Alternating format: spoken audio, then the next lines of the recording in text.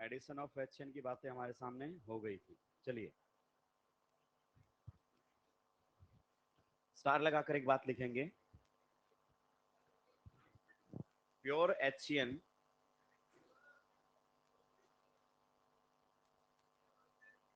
Pure HCN pure HCN reacts at a very slow rate. Pure HCN reacts at a very slow rate due to low concentration of CN minus. Due to low concentration of CN minus. हमने बताया था आखिरी class में कि HCN इतना strong acid नहीं है कि वो H प्लस और CN माइनस में टूट जाए। तो CN आयन की कंसंट्रेशन क्या रहेगी? कम, और CN आयन माइनस की कंसंट्रेशन कम, तो रिएक्शन स्लो। ठीक है, चलिए आगे बढ़ते हैं। नेक्स्ट हमारे सामने एक क्वेश्चन दिया हुआ है, इसको निपटाएंगे जल्दी से।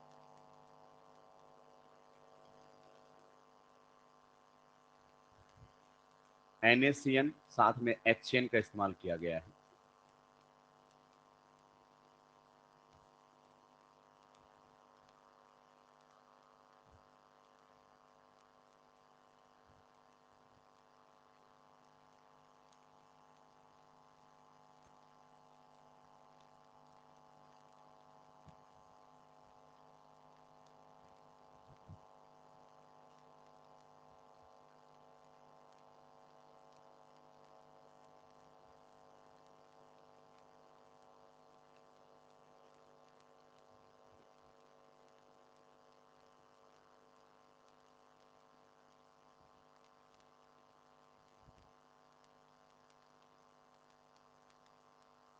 बताइए रिएक्शन किस प्रकार से यहाँ पर हमारे सामने होगी।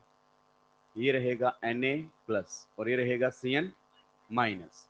तो पता है न्यूक्लियोफाइल कहाँ पर अटैक करता है? कार्बोनिल कार्बन पर। ये करेगा अटैक और बॉन्ड टूटेगा खटैक। तो जो प्रोडक्ट हमारे सामने बनकर आएगा वो कुछ इस प्रकार से रहेगा। यहाँ पर आपको लगा हुआ मिलेगा O माइनस, यहाँ पर कौन लगा हुआ मिलेगा? CN, बॉन्ड कार्बन की साइड से बनाना। ठीक है, उसके बाद HCN भी तो मौजूद है। आप जानते हैं HCN मौजूद है, तो HCN में हाइड्रोजन जो है कार्बन से जुड़ा हुआ है, वो कैसा है? एसिडिक। एनायन का पहला काम डीप्रोटोनेशन। ये कोई नॉर्मल कार्बन नहीं है, ये sp कार्बन है। कैसा कार्बन है? sp। तो यहाँ पर आपके सामने कौन आ जाएगा? OH। एक OH भी आ जाए और CN भी आ जाए, उसी को हम क्या बोलते हैं? साइनोहाइड्रिन। तो इस रिएक्शन के अंदर हमारे सामने साइनोहाइड्रिन की फॉर्मेशन हो जाएगी। हम रिएक्शन को थोड़ा आगे और ले जा सकते हैं। अगर हम रिएक्शन किसके साथ करवा दें? Lithium aluminium hydride. तो आप जानते हैं ना, लिथियम एल्यूमिनियम हाइड्राइड CN से क्या बना देता है? CH2NH2। बताया था रिडक्शन आखिरी क्लास में। OH के साथ ही रिएक्ट नहीं करेगा, एसिड रहेगा। पोलर पाई बॉन्ड वालों को निपटा देता है, रिडक्शन कर देगा इसका अमीन के अंदर।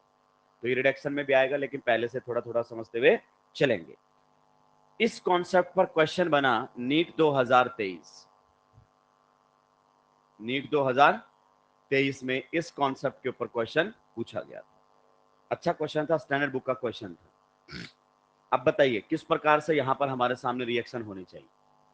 ये ऐसे जुगाड़ से तोड़ दें, H प्लस और CN minus. Clear? OH minus HCN से H प्लस हटा देगा, CN माइनस बना देगा, एक ही बात है। तो जब पहली बार रिएक्शन होगी आपके सामने, तो प्रोडक्ट इस प्रकार से बनकर आएगा। यहां पर लगा हुआ मिलेगा OH और यहां पर लगा हुआ मिलेगा CN। आया ना? यस। ये प्रोडक्ट हमारे सामने बनकर आ जाएगा। अब आगे रिएक्शन करवाई गई है 95% कंसंट्रेटेड H2SO और साथ में दिया गया है हीट। पहले मुझे बताइए, मैंने आपको बताया हुआ है RCN में साइनाइड का हाइड्रोलिसिस। क्लियर? अगर आप इसका हाइड्रोलिसिस करते हो, कंप्लीट हाइड्रोलिसिस की अगर मैं बात करना चाहूं, तो बताओ इसके कंप्लीट हाइड्रोलिसिस से क्या बनता था? कार्बोक्सिलिक एसिड बनता था कि नहीं बनता था?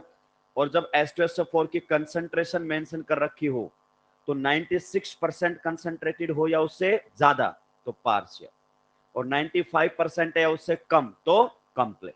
तो सबसे पहले तो बात करते हैं, जो CN है इसका हाइड्रोलिसिस होगा, और अगर इसका हाइड्रोलिसिस होगा तो आपके सामने क्या बनकर आएगा? COOH। पक्का?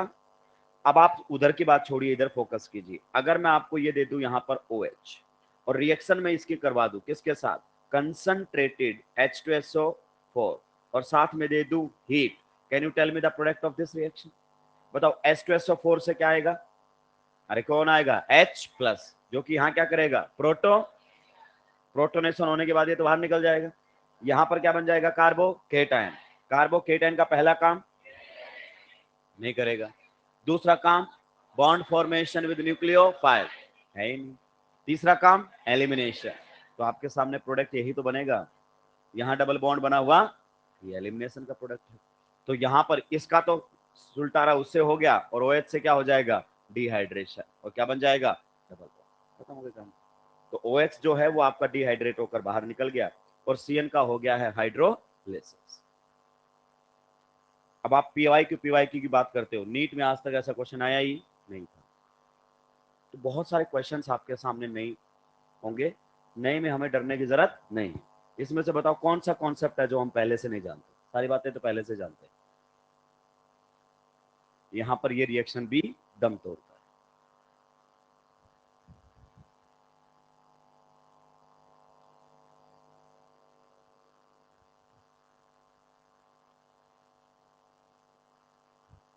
निपटा दिया है क्या?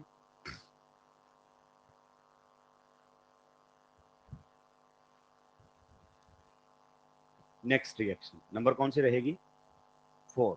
ये भी काफी इंपॉर्टेंट रिएक्शन हमारे सामने है, क्वेश्चन बन सकता है। ये वो चैप्टर है जहां कहीं से भी क्वेश्चन बन सकते हैं, कोई भी एनसीईआरटी का पेज ओपन करेगा और वहीं से क्वेश्चन फ्रेम कर देगा। 4th रिएक्शन हमारे सामने आ रही है, addition of sodium hydrogen sulphide, sodium hydrogen sulphide, या फिर इसी को ही हम क्या बोल देते हैं, sodium bisulphide. Sodium bisulphide, formula बता सकते हो, NaHSO3, SO4 नहीं, वो सल्फेट होता है, ये क्या है, सल्फाइड। क्लियर? तो ये हमारे सामने है सोडियम हाइड्रोजन सल्फाइड या सोडियम बाइसल्फाइड। एनसीईआरटी में एग्जैक्टली ही हेडिंग के साथ रिएक्शन दिया हुआ है। तो सबसे पहले तो आपको स्ट्रक्चर पता होना चाहिए, NaHSO3। देखो स्ट्रक्चर बनाओ ना तो ये तो पता करो, Na कोवेलेंट बॉन्ड फॉर्मेशन नहीं करता, इसको तो Na प्लस बनाओ, ठीक है। तो फिर प्लस है तो माइनस भी कहीं ना कहीं तो होना ही चाहिए, तो एक ऑक्सीजन पर क्या लेकर आ जाओ, माइनस। क्लियर? और दूसरा यहां पर क्या लगा दोगे आप, OH। ये देखो सारे के सारे मामला क्या हो गया है, सेट हो गया, ठीक है। तो थोड़ा सा इसको हम ढंग से बना लेते हैं। ये न्यूक्लियोफाइल कैसा लग रहा है आपको, स्मॉल इन साइज और लार्ज इन साइज? ये स्मॉल इन साइज लग रहा है राक्षसों के, this nucleophile is large in size.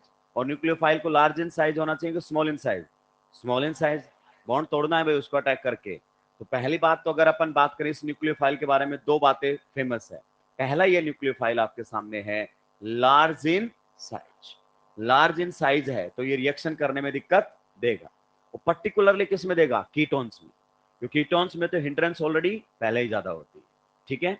दूसरा, ये आपके सामने एक एम्बीडेंट न्यूक्लियोफाइल है।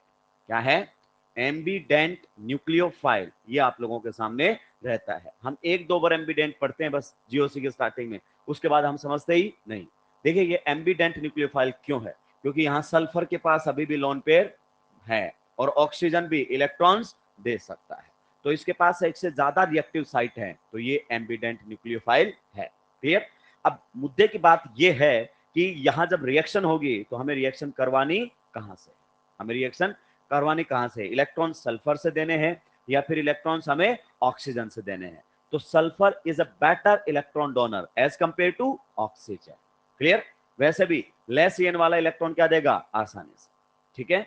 तो यहां पर अगर अपन बात करें तो सल्फर की साइड से हमें इलेक्ट्रॉन्स देने चाहिए, यहां से इलेक्ट्रॉन्स देने, उधर से इलेक्ट्रॉन नहीं देने। दो बातें दिमाग में होनी चाहिए।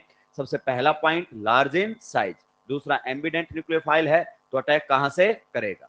चलिए रिएक्शन हम करवाते हैं, मान लेते हैं रिएक्शन हम किसी एल्डिहाइड के साथ करवा रहे हैं। किसके साथ करवा रहे हैं, एल्डिहाइड। यहां पर हमारे सामने H है और यहां पर हमारे सामने क्या है, R। मेरा पहला क्वेश्चन आपसे ये है, मुझे बताइए जब ये रिएक्शन करेगा तो आपकी रिएक्शन रिवर्सिबल होगी या फिर आपकी रिएक्शन इरिवर्सिबल होगी। रिएक्शन रिवर्सिबल होगी या इरिवर्सिबल? इरिवर्सिबल वाले कितने लोग हैं? रिवर्सिबल वाले कितने हैं? कोई कुछ बता ही नहीं, रात दिन तो बैठे हुए हैं, कोई सिर्फ करवा दे, कोई फर्क नहीं पड़ेगा। H माइनस और R माइनस को छोड़ के रिएक्शन रिवर्सिबल, H माइनस और R माइनस इरिवर्सिबल रिएक्शन देते हैं एल्डिहाइड और कीटोन के साथ। तो अटैक हमें कहां से करवाना पड़ेगा? सल्फर से। यहां है पार्शियल नेगेटिव, यहां है पार्शियल पॉजिटिव। बताओ न्यूक्लियोफाइल कहां अटैक करता है? Carbonyl carbon. तो ये करेगा मेरे भाई अटैक और बॉन्ड टूटेगा खटैक। पक्का? अब सोचो, जब सल्फर इसको इलेक्ट्रॉन्स देगा तो सल्फर ने लोन पेयर से दिए हैं, तो लोन पेयर से जब भी कोई इलेक्ट्रॉन देता है कैसा चार्ज आएगा? पॉजिटिव। ऑक्सीजन पर कैसा चार्ज है? नेगेटिव। तो इसका पॉजिटिव खत्म हो जाएगा और इसका negative. Reaction will be reversible, electron reaction will be reversible. Bond किसके बीच में बनेगा? कार्बन और सल्फर। तो मैं यहां इस प्रकार से दिखा देता हूं, ये आपका एल्काइल ग्रुप लगा हुआ है, ये कौन लगा हुआ है? हाइड्रोजन। यहां पर अगर अपन बात करें तो ऑक्सीजन पर कैसा चार्ज आ जाएगा? नेगेटिव। और ये कुछ इस प्रकार से मैं पूरा आप लोगों को दिखा रहा हूं, इस प्रकार से देखिए। ये देखो, सल्फर ऑक्सीजन में एक डबल बॉन्ड, पहले से एक डबल बॉन्ड अब आपने बना दिया, ठीक है। जैसे सल्फर ने इलेक्ट्रॉन दिया, ऑक्सीजन ने इसको दे दिया, एक बॉन्ड पहले से ही है तो दूसरा बॉन्ड बनेगा, और एक OH लगा हुआ है जो कि ये लगा हुआ। अब ये जो आपका हाइड्रोजन है Na+ तो आप जानते हैं एक्सपेक्टेड ट्रायन है, एनायन ढूंढता फिरता है। ये जो आपके सामने हाइड्रोजन है, ये हाइड्रोजन कैसा है? एसिडिक। एक बार इस H को हटा के नेगेटिव सोचो, नेगेटिव, इधर भी रेजोनेंस, तो एसिडिक H है। और आपके मॉलिक्यूल में क्या है? एनायन। एनायन का पहला काम डी प्रोटो, तो ये H+ यहां से वहां ट्रांसफर हो जाएगा। इसको हम क्या बोलते हैं बेटा? Proton transfer. इसी को ही हम बोलते हैं प्रोटॉन ट्रांसफर। एक जगह से दूसरी जगह हमारे सामने ये प्रोटॉन क्या हो जाएगा? ट्रांसफर हो जाएगा, ठीक है। तो आपका जो प्रोडक्ट बनकर आ जाएगा वो प्रोडक्ट कुछ इस प्रकार से रहेगा। ये जो आपके सामने प्रोडक्ट बनेगा, यहां पर लगा होगा OH, बॉन्ड सल्फर से बना होगा। जब H+ हटाया होगा तो ऑक्सीजन पर कैसा चार्ज आ जाएगा? नेगेटिव। Na+ तो एनायन ढूंढता फिरता है। अब देखो ये नेगेटिव, नेगेटिव इधर भी रेजोनेंस करेगा, इधर भी, इसलिए H एसिडिक था। यहाँ ये नेगेटिव कम स्टेबल था, यहाँ ये नेगेटिव ज्यादा स्टेबल है। तो ये आप लोगों के सामने बनकर आता है, इसको हम बोलते हैं बाइसल्फाइड। क्या बोलते हैं? Bisulphide addition compound. क्या बोलते हैं? Bisulphide addition compound. ये जो प्रोडक्ट आपके सामने बना है, ये बाइसल्फाइड का एडिशन प्रोडक्ट है। इसी को ही एडिशन प्रोडक्ट को हम इन शॉर्ट कई बार क्या बोल देते हैं? अडक्ट। क्या बोल देते हैं? अडक्ट। तो परेशान होने की जरूरत नहीं है। दूसरी बात होता है कि ये होता है व्हाइट क्रिस्टलाइन सॉलिड। ये दिखाई देगा white crystalline solid. White crystalline solid का मतलब समझते हो? पीपीटी। क्या बनेंगे? पीपीटी। और रिएक्शन में पीपीटी बनना मतलब हमारे लिए क्या आ जाएगा? ऑब्जर्वेशन। तो जब रिएक्शन में आता है ऑब्जर्वेशन, तो हम उस रिएक्शन को टेस्ट के तौर पर भी इस्तेमाल में ले सकते हैं। तो हम इस रिएक्शन को टेस्ट के तौर पर भी इस्तेमाल में लेंगे। अब पता है रिएक्शन कैसी है? रिवर्सिबल। कैसी है? रिवर्सिबल। तो एल्डिहाइड तो मैक्सिमम जो है वो रिएक्शन कर लेंगे यहाँ पर। क्यों? क्योंकि एल्डिहाइड्स में स्टेरिक हिंड्रेंस क्या होती है? कम। लेकिन कीटोन्स को रिएक्शन करने में क्या आएगी? दिक्कत। न्यूक्लियोफाइल लार्ज इन साइज, और अगर कीटोन्स होए तो दोनों साइड पर अल्काइल ग्रुप होंगे, हिंड्रेंस क्या होगी? अच्छी खासी। तो कीटोन्स को रिएक्शन करने में दिक्कत आएगी। मैक्सिमम कीटोन्स के केस में जो इक्विलिब्रियम है वो कहां पर लाई करेगा? Left hand side. Left hand side मतलब रिएक्टेंट की साइड लौटेगा। और एल्डिहाइड्स में कहां जाएगा? राइट हैंड साइड, मतलब प्रोडक्ट की साइड। तो एल्डिहाइड्स में प्रोडक्ट फॉर्मेशन फेवरेबल रहेगा, और कीटोन्स में वापस रिएक्टेंट फॉर्मेशन ही क्या रहेगा? फेवरेबल। हम बात करेंगे डिटेल में, पहले इसको जल्दी से निपटाइए। काफी अच्छी रिएक्शन है भैया।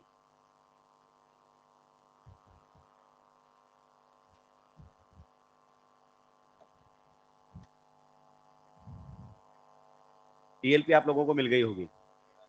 तो पहले आप एल्डिहाइड सॉरी वो एल्काइल हैलाइड वाली ईएलपी सोल्व करेंगे।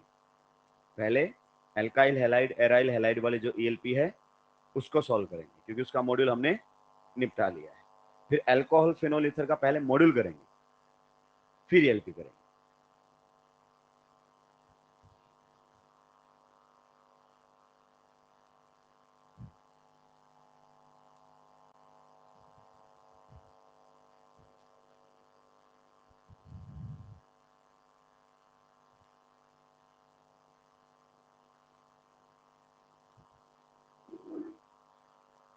निपटा दिया है क्या?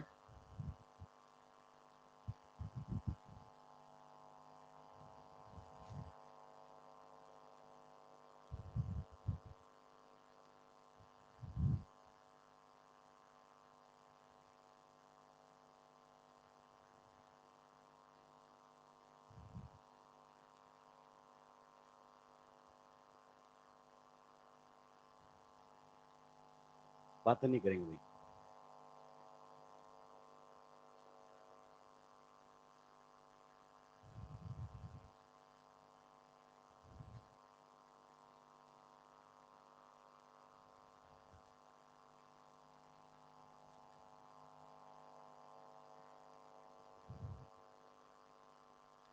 निपटा दिया है, चलिए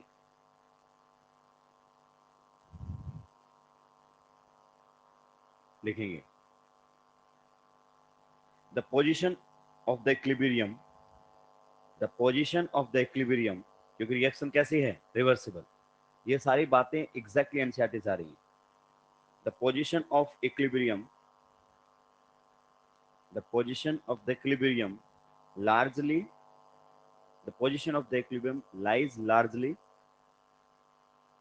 position of the equilibrium lies largely to the right hand side, right hand side reactant होते हैं कि प्रोडक्ट होते हैं, product, to the right hand side, lies largely to the right hand side for most aldehydes, for most aldehydes, मतलब कहता है कि aldehyde के केस में तो प्रोडक्ट फॉर्मेशन क्या रहेगी, फेवरेबल, राइट हैंड साइड में जाएगा आपका equilibrium, and to the left hand side, and to the left hand side for most ketones, and to the left hand side for most ketones due to steric reasons, due to steric reasons। कुछ समझ में आया क्या कह रहे हैं कि aldehyde के केस में तो प्रोडक्ट फॉर्मेशन क्या रहेगी, फेवरेबल, लेकिन कीटोन्स के केस में क्या फॉर्मेशन रहेगा आपका, रिएक्टेंट, वापस इक्विलिब्रियम बैकवर्ड डायरेक्शन में लौटेगा। लेकिन कीटोन्स में भी कुछ कीटोन्स ऐसे हैं जो कहां पर जाना चाहेंगे, रिएक्शन करके फॉरवर्ड डायरेक्शन में जाना चाहेंगे। आप बताइए कीटोन में सबसे कम बल्क स्मॉल, मतलब सबसे कम एंड्रेंस वाला ग्रुप क्या हो सकता है, आप बताओ, सबसे छोटा क्या लगा सकते हो, सबसे छोटा तो मिथाइल लगा सकते हो। आगे बात समझ में, तो मिथाइल भी है ना एक साइड, तो काम आपका चल जाएगा। हालांकि एनसीईआरटी इसके ऊपर कोई क्लैरिफिकेशन नहीं देता, एनसीईआरटी सीधा बोलता है कि केवल एल्डिहाइड की बात करो, कीटोन की तो बात ही मत करो। लेकिन कुछ स्टैंडर्ड बुक लिखती हैं कि कुछ मिथाइल कीटोन, सारे मिथाइल कीटोन्स भी नहीं। और मैं एलिफेटिक एरोमेटिक की बात नहीं कर रहा हूं, कुछ लोगों ने रायता फैला रखा है अपने ही तरीके से, खुद से ही क्वेश्चन बनाए जा रहे हैं, खुद से ही किए जा रहे हैं, जिनका कोई एविडेंस नहीं है। उस पेपर में आया था, इस पेपर में आया था, पेपर में आने के बाद भी चीजें गलत हो सकती हैं, क्योंकि एक ही क्वेश्चन के दो दो अलग अलग एग्जाम्स अलग अलग आंसर दे चुके हैं। तो हमें बस एनसीईआरटी पर टिक कर चलना है। वैसे तो हमें कीटोन्स की बात करनी नहीं चाहिए, अगर हम करते भी हैं तो कुछ मिथाइल कीटोन्स ऐसे होते हैं जो रिएक्ट कर पाते हैं, क्योंकि मिथाइल अगर होगा तो हिंड्रेंस क्या रहेगी, मिनिमम। कीटोन्स में इससे कम हिंड्रेंस फिर हम नहीं ला सकते, क्योंकि मिथाइल के बाद अगर इथाइल आया तो हिंड्रेंस और ज्यादा बढ़ जाएगा। तो कुछ मिथाइल कीटोन्स हैं जो इस रिएक्शन को करते हैं, और कुछ साइक्लिक कीटोन्स हैं। तो लिखेंगे अगला पॉइंट, फिर मिथाइल कीटोन्स, फिर मिथाइल कीटोन्स, फिर मिथाइल कीटोन्स, हाँ, फिर मिथाइल कीटोन्स, ब्रैकेट में क्या लिखेंगे, RCOCH3। मिथाइल कीटोन्स वो होते हैं जिसमें कार्बोनिल कार्बन पर कौन जुड़ा होना चाहिए, CH3। फिर methyl ketones and cyclic ketones, फिर methyl ketones and cyclic ketones. हालांकि बात एनसीईआरटी नहीं करता, साइक्लिक कीटोन्स में जैसे अगर अपन ने लिख दिया है एग्जाम्पल के तौर पे साइक्लोपेंटेनॉन एंड साइक्लोहेक्सेनॉन, फिर methyl ketones and cyclic ketones give this reaction, give this reaction. कुछ मिथाइल कीटोन और साइक्लिक कीटोन इस रिएक्शन को देते हैं, मतलब equilibrium lies to the right hand side, bracket में लिख सकते हो, means equilibrium lies to the right hand side, means equilibrium lies to the right hand side. चलिए नेक्स्ट और जबरदस्त पॉइंट आप लोगों के सामने आएगा,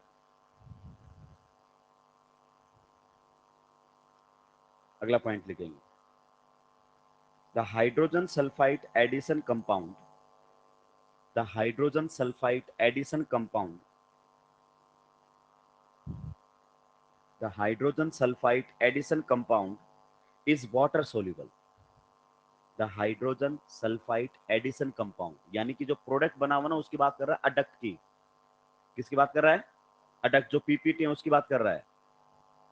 the hydrogen sulphide addition compound is water soluble, is water soluble, is water soluble and can be converted back, and can be converted back to the original carbonyl compound, and can be converted back,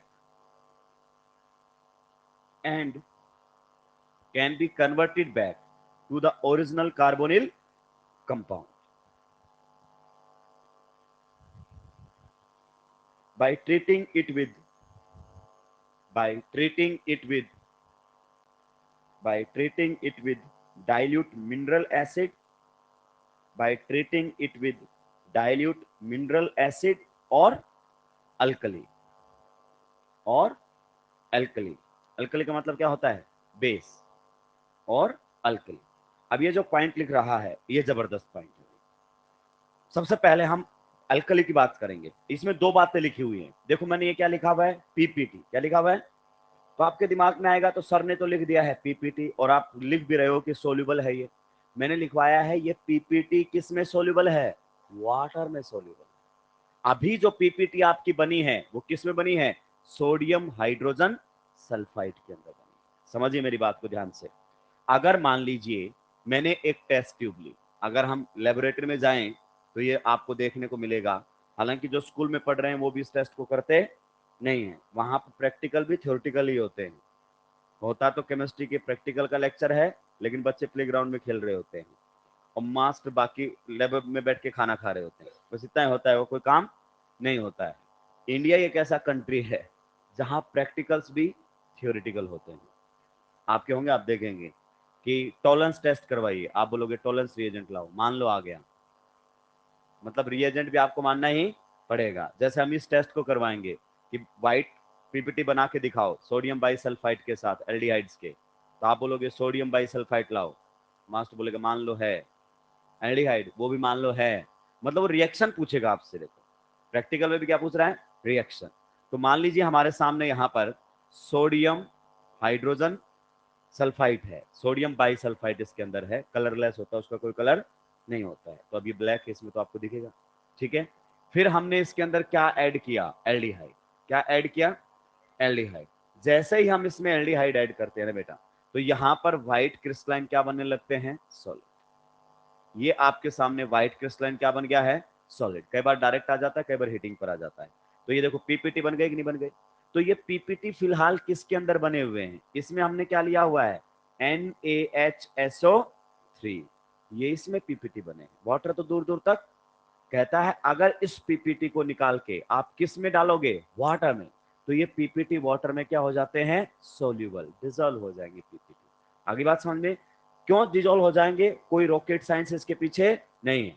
अगर आप देखोगे तो जो बना हुआ है it is a sodium salt. ये एक सोल्ट है, गौर से देखो, O-Na+, और मैक्सिमम जो आपके सोल्ट होते हैं वो वाटर सोल्यूबल होते हैं। क्या होते हैं? Water soluble. अगर आपने इक्विलिब्रियम चैप्टर को ढंग से पढ़ा है तो आयनिक इक्विलिब्रियम पर्टिकुलरली, तो ये वाटर के अंदर क्या हो गया? सोल्यूबल। तो क्लियर हो गया पहला पॉइंट तो, कि बिल्कुल सही है, पीपीटी वाटर में क्या है? सोल्यूबल।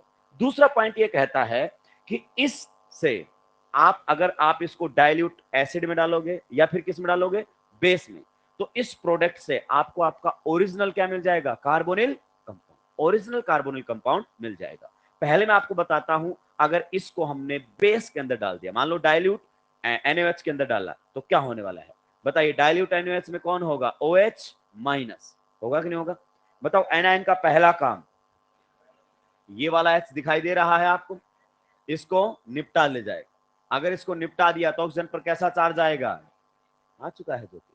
और आप जानते हैं O- अपना CO बॉन्ड बनाने के लिए किसी को भी हटा सकता है एक्सेप्ट H- और ये दोनों तो हटने वाले हैं, तो हटना किसको पड़ेगा?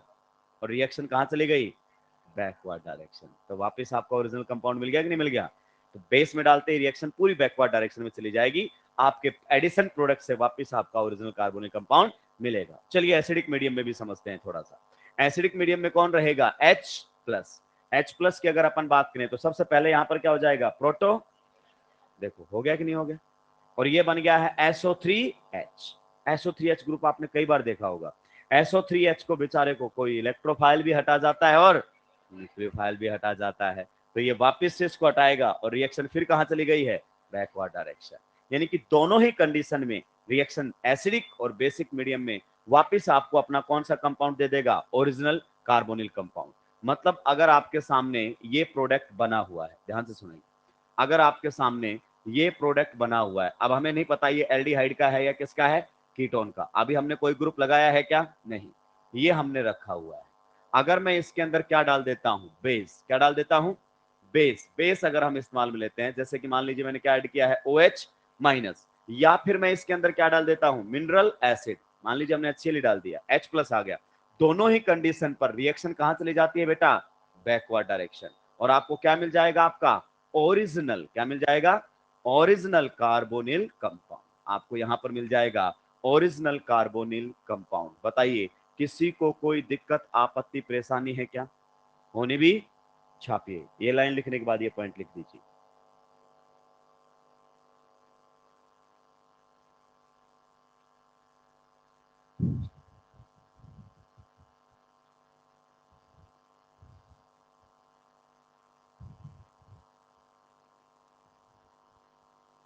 ये जो अडक्ट होता है ये वाटर सोल्यूबल होता है, और अगर आपने इसमें अल्कली या फिर एसिड डाला तो उस कंडीशन पर रिएक्शन पूरी कहां लौट जाएगी? वापस। क्योंकि रिएक्शन कैसी है? रिवर्सिबल। और रिवर्सिबल रिएक्शन है तो मेरे भाई रिएक्शन का फायदा तो उठाया जाएगा। जब चाहेंगे फॉरवर्ड में ले जाएंगे, जब चाहेंगे बैकवर्ड में ले जाएंगे। निपटा दिया है क्या? ये डायग्राम बनाने की जरूरत नहीं, वो छापो बस नहीं, बल्कि ये पहले बनाया होगा, क्योंकि उसमें तो कुछ समझना ही नहीं है। ड्राइंग करने का मौका मिलेगा, थोड़ा टाइम पास हो जाएगा।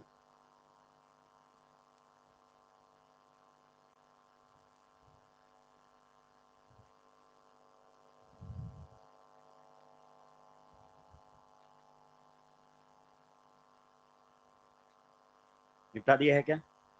चलिए स्टार लगाकर एक और पॉइंट लगाएंगे, जबरदस्त पॉइंट है। लिखिए,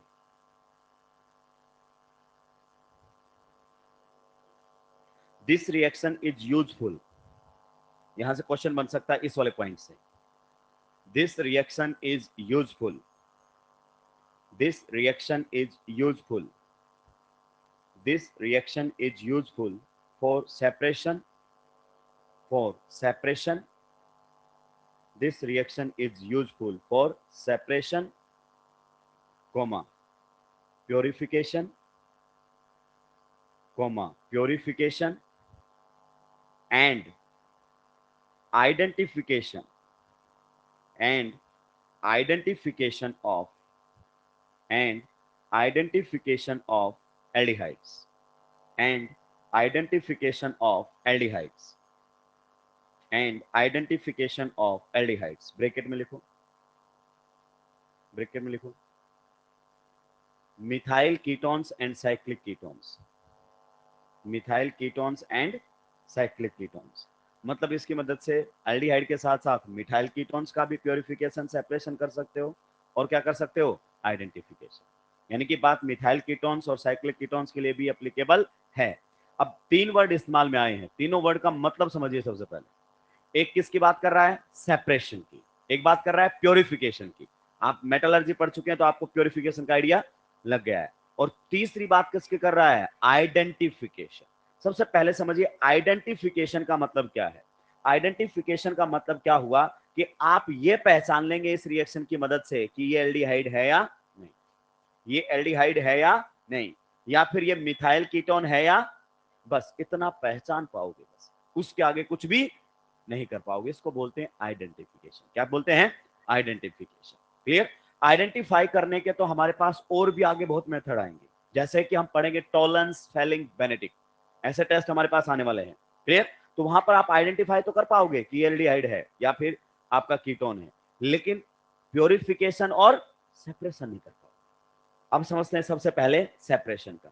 मान लीजिए हमारे पास मिक्सचर ऑफ ऑर्गेनिक कंपाउंड्स है, छापने की जरूरत नहीं है। मिक्सचर ऑफ ऑर्गेनिक कंपाउंड इसके अंदर मौजूद है, ठीक है। और उनमें से एल्डिहाइड भी है। क्या है? Aldehyde.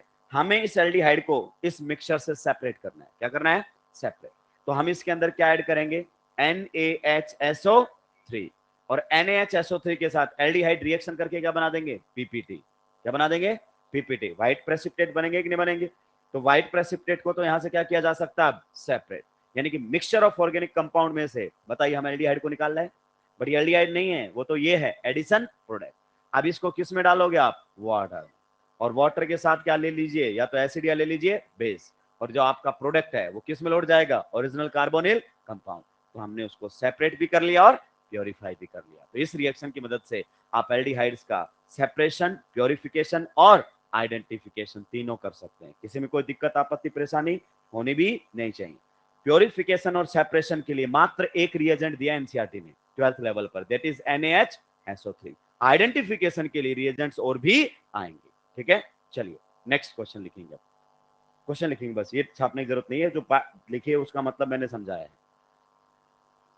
Which of the following two which of the following two which of the following two can be distinguished which of the following two can be distinguished which of the following two can be distinguished using NaHSO3 using NaHSO3 using NaHSO3। आपको बताना है।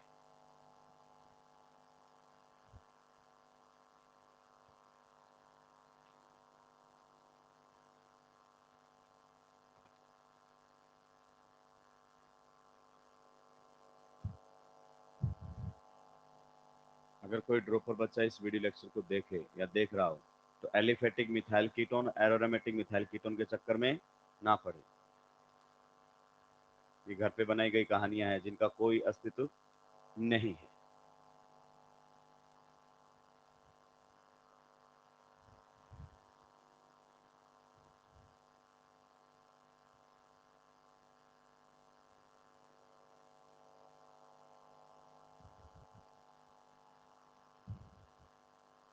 बताइए, पहले दो में distinguish कर पाओगे? Distinguish करने का मतलब है आपके पास मान लीजिए दो टेस्ट ट्यूब है। क्या है? दो टेस्ट ट्यूब। इनमें ये आपके कंपाउंड हैं। एक में आपका कौन है? एसीटोन। एक में आपका कौन है? एसिटाल्डिहाइड। आपको NaHSO3 की मदद से बताना है कि कौन से में एसीटोन है और कौन से में एसिटाल्डिहाइड। आप जानते हैं हमारे पास एक ही तरीका है, ऑब्जर्वेशन आना, दैट इज व्हाइट पीपीटी। अगर हम इसमें NaHSO3 डालेंगे तो एल्डी एसिटाल्डिहाइड हुआ तो भी व्हाइट पीपीटी बनेंगे, और कीटोन हुआ तो भी बनेंगे, क्योंकि ये कौन सा कीटोन है? Methyl ketone. दोनों में ऑब्जर्वेशन आगे नहीं पता लगेगा। नेक्स्ट बोलता है एक में एसीटोन है और एक में क्या है? बेंजल्डिहाइड। तो ये तो कौन है? एल्डिहाइड। सारे एल्डिहाइड रिएक्शन देते हैं। और कीटोन्स में कौन से? Methyl ketones. तो दोनों ही केस में व्हाइट क्रिस्टलाइन सॉलिड हम नहीं पहचान पाएंगे कौन से में क्या है। इन दोनों में से कोई सा भी कीटोन इस रिएक्शन को, दोनों में ही कुछ ऑब्जर्वेशन नहीं आएगी। समझ रहे हो? इसमें एक में एसीटोन होगा और एक में ये होगा। तो बताओ, एक ये तो व्हाइट क्रिस्टलाइन सॉलिड बनाएगा क्योंकि मिथाइल कीटोन है, रिएक्ट करेगा, और ये नहीं बनाएगा। तो एक में तो व्हाइट क्रिस्टलाइन सॉलिड बनेंगे और एक में, जिसमें भी व्हाइट क्रिस्टलाइन सॉलिड बने उसमें क्या रहा होगा? एसीटोन। तो दोनों बता दी ना कि इसमें ये है और इसमें ये है। तो इन दोनों को डिस्टिंग्विश किया जा सकता है। मतलब डिस्टिंग्विश तब करेंगे जब एक में ऑब्जर्वेशन आए और एक में ऑब्जर्वेशन ना आए। दोनों में अगर ऑब्जर्वेशन आ गई तो भी नहीं बता पाएंगे, दोनों में ऑब्जर्वेशन नहीं आई तो भी नहीं बता पाएंगे। आगे बात समझ में? चलो नेक्स्ट रिएक्शन की तरफ हम बढ़ते हैं, जो कि एनसीईआरटी में नहीं है लेकिन हमें उसको पढ़ना पड़ेगा। क्वेश्चंस कई बार बन जाते हैं, उससे रिलेटेड मॉड्यूल वगैरह में भी दिए हुए हैं। निपटा दिया इसको। रिएक्शन नंबर बताओ कौन सी है? Reaction number 5, addition of water, addition of water to aldehydes and ketones। Addition of water to aldehydes and ketones। Bracket में लिख सकते हो आप हाइड्रेट फॉर्मेशन। क्या लिख सकते हो? Hydrate formation, hydrate formation. ठीक है, आज हम आपको बताएंगे कि एक कार्बन के ऊपर दो OH अनस्टेबल क्यों होते हैं, वो कहानी चलेगी। जब भी एक कार्बन पर दो OH आते हैं, हम वाटर निकाल कर क्या बना देते थे, CO। आज हमें पता चलेगा। मान लीजिए हमारे सामने कोई कार्बोनिल कंपाउंड है, अभी हमने स्पेसिफाई किया है क्या, नहीं, अभी आप इसको एसीटोन मत मानना, इसका मतलब ये वैलेंसी क्या रखी है मैंने, फ्री। अगर मैं इसकी रिएक्शन किसके साथ करवाता हूं, वाटर के साथ, किसके साथ, वाटर के साथ, रुकेंगे और मुझे बताएंगे पहले रिएक्शन विल बी रिवर्सिबल और इरिवर्सिबल। अगर रिएक्शन हुआ तो रिवर्सिबल होगा या इरिवर्सिबल। अरे भाई क्या क्या भांग पी के बैठे हो क्या, रिवर्सिबल होगा कि इरिवर्सिबल, पहले इरिवर्सिबल बोलते हो, फिर मेरा चेहरा देख के रिवर्सिबल बोल देते हो। न्यूक्लियोफाइल H- और R- होगा तो इरिवर्सिबल, अदरवाइज रिवर्सिबल। जबरदस्त बात मैंने आपको बताई है ये। तो इस कंडीशन पर एक्चुअली में रिएक्शन होगी ही नहीं, नो रिएक्शन, वो तो बाद में बात करेंगे। नो रिएक्शन का मतलब क्या होता है, वेरी स्लो रिएक्शन, मतलब बहुत ही स्लो रिएक्शन आपको यहां पर ऑब्जर्व होगा। ठीक है, अभी समझेंगे सारी बातों को, अभी ध्यान देंगे। अगर यही रिएक्शन आप वाटर के साथ करवाते हैं, किसके साथ करवाते हैं, वाटर के साथ, but in the presence of H+, H+ इसमें किसका काम कर रहा है, H+ इसमें कैटालिस्ट का काम कर रहा है। किसका काम कर रहा है, कैटालिस्ट, तो रिएक्शन हो जाती है। अब देखिए जब रिएक्शन होगी तो आपके सामने प्रोडक्ट क्या बनकर आएगा, एक कार्बन के ऊपर आपको कितने OH दिखाई देंगे, दो। और देखो ये रिएक्शन रिवर्सिबल है या इरिवर्सिबल, वो तो हम यहीं से बता रहे हैं, रिएक्शन कैसे होगी, रिवर्सिबल। तो अब रिवर्सिबल है तो इक्विलिब्रियम में मतलब, और इक्विलिब्रियम किधर जाता है, स्टेबिलिटी की तरफ। अगर ये ज्यादा स्टेबल है तो आगे की तरफ शिफ्ट हो जाएगा, और ये ज्यादा स्टेबल है तो पीछे की तरफ शिफ्ट हो जाएगा। इसका मतलब ये अनस्टेबल रहे होंगे, इसीलिए पीछे जाकर क्या बना देता होगा, CO। क्लियर, मैं आपको रिकॉल करवा दूं कि मैंने जस्ट एडिशन ऑफ वाटर किया है, क्या किया है, जस्ट एडिशन ऑफ वाटर। लेकिन शायद आप इस बात को समझ नहीं पाए, यहां पार्शियल पॉजिटिव, यहां पार्शियल नेगेटिव। देखिए यहां पर मैंने इस प्रकार से क्या रखा है, OH, और यहां पर क्या रखा है, H। क्या ये बात आपको समझ में आई। अब सुनो, यहां पर कार्बन पर तो किसको जोड़ दो, OH को, कार्बोनिल कार्बन पर, और ऑक्सीजन पर किसको जोड़ दो, H को। यही किया है बस मैंने, और कुछ भी नहीं। तो इस कार्बन पर तो कौन आ गया, OH। OH कहां से आया है, वाटर से। और ऑक्सीजन पर कौन चला गया, H। ये भी कहां से आया है, एडिशन तो हुआ है। जैसे HCl जोड़ते थे, एक साइड H दूसरी साइड Cl, वैसे वाटर जुड़ा है जैसे एल्कीन पर जुड़ता था। ठीक है, नेक्स्ट अगर अपन बात करें, मैं वो रिकॉल करवा दूं, HCN में भी आपने ऐसा ही किया था। ये आपके सामने कौन है, HCN। तो क्या मैं इसको इस प्रकार से लिख सकता हूं समझने के लिए HCN को, क्लियर, यहां पर पार्शियल नेगेटिव, यहां पार्शियल, H यहां जुड़ जाएगा और CN, यही तो प्रोडक्ट आप बनाते हैं। तो it is just addition reaction, ये एक एडिशन रिएक्शन है और कुछ भी नहीं है। अब ये बात तो ठीक है सर, वो तो क्लियर हो गया, उधर आपने बता दिया, वो जुगाड़ से आपने बताया है, अब हम मैकेनिज्म भी जानेंगे। लेकिन मेरे दिमाग में सर एक बात है कि यहाँ अकेला वाटर मान लो बहुत ही स्लो रिएक्शन कर रहा था, तो फिर H+ ने ऐसा क्या कर दिया कि रिएक्शन फास्ट होने लग गई। क्योंकि मुझे एक बात तो क्लियर है, अगर H+ कैटालिस्ट है तो कैटालिस्ट या तो रिएक्शन को स्पीड अप करेगा या स्पीड डाउन, उसके अलावा ये कुछ करने वाला नहीं है। तो इसने ऐसा क्या किया कि रिएक्शन के रेट को बढ़ा दिया। चलिए मैं आपको समझाने की कोशिश करता हूं। ये जो आपकी रिएक्शन में है, ये किसका काम कर रहा है, इलेक्ट्रोफाइल।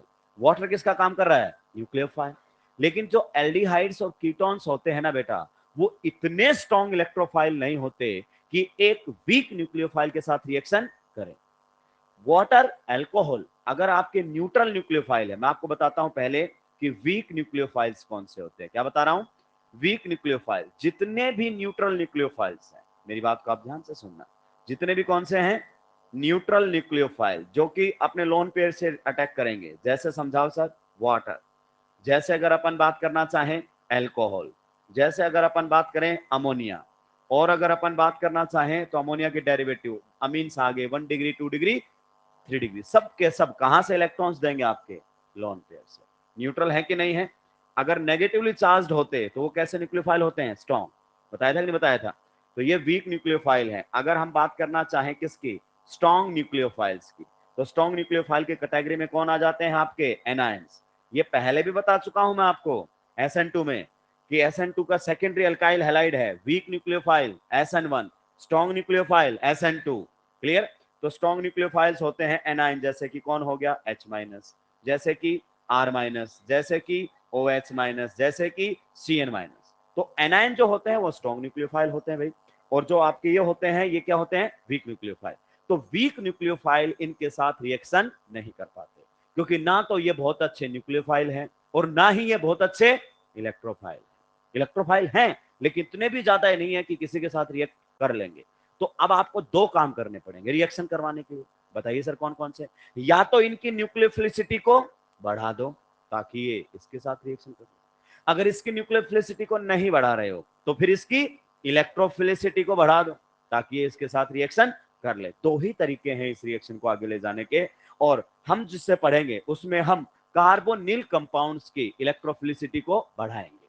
ठीक है, तो अब आपको रोल समझ में आने लगेगा किसका, H+ का। बताइए H+ सबसे पहले आएगा।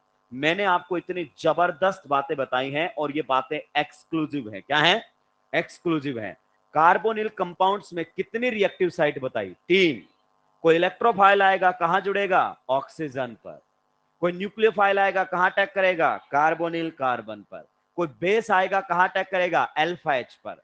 बेस बोले तो OH- और RO-। जबरदस्त पॉइंट है ये। ड्रॉपर बच्चे को जब पता लग जाए कि इस तरीके से ऑर्गेनिक डील की जा सकती है, भाई साहब उसके जन्मों जन्मों के डाउट दूर हो जाएंगे। नहीं बेचारा रटता रहता है कब होगा एल्डोल, कब होगा NAR, चमकता ही नहीं है। तो अब बताइए कौन आया H+, इलेक्ट्रोफाइल। कौन डील करेगा इसको, ऑक्सीजन। इसी के पास इलेक्ट्रॉन और कोई दे ही नहीं सकता। तो H+ आते बोलेगा give me your lone pair, और जैसे ही ये इसको क्या देगा, लोन पेयर। बताओ ऑक्सीजन पर कैसा चार्ज आ जाएगा, पॉजिटिव। और पॉजिटिव चार्ज आते ही ऑक्सीजन खटैक से इस बॉन्ड को अपनी तरफ तोड़ेगा।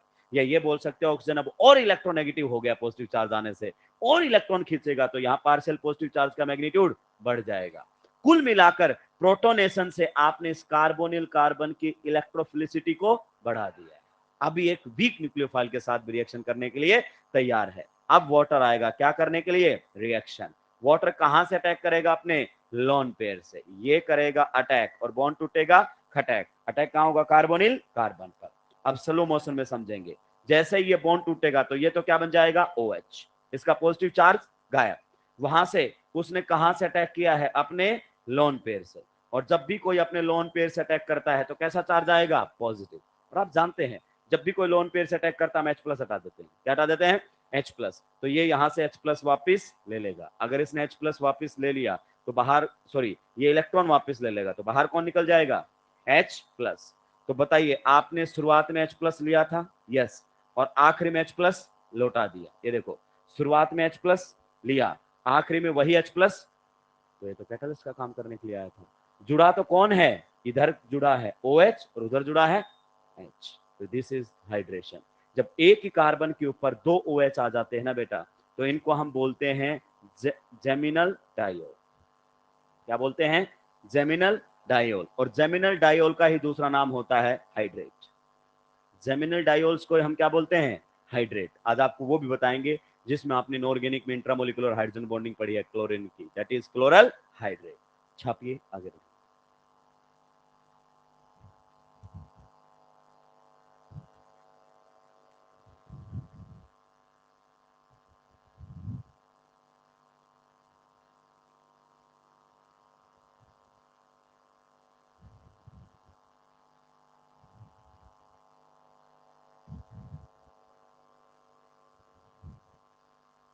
जल्दी जल्दी निपटाएंगे मेरे भाई। जल्दी का मतलब जल्दी।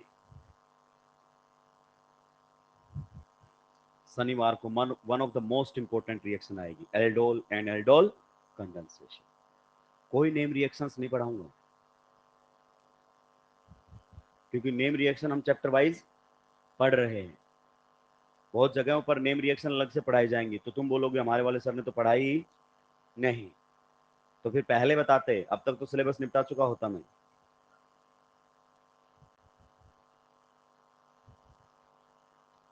जो रिएक्शन जहां दी हुई है उसको वहीं निपटाया जाएगा।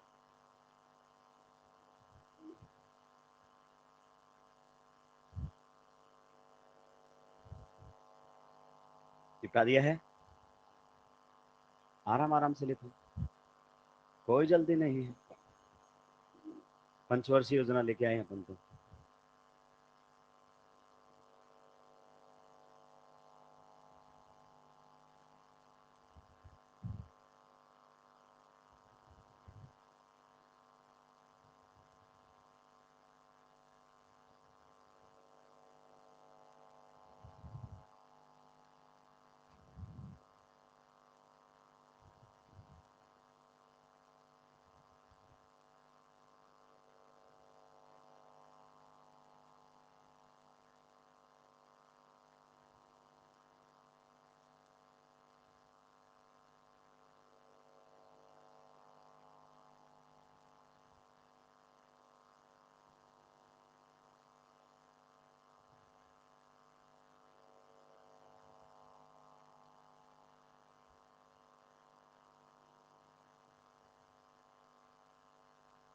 निपटा दिया है क्या?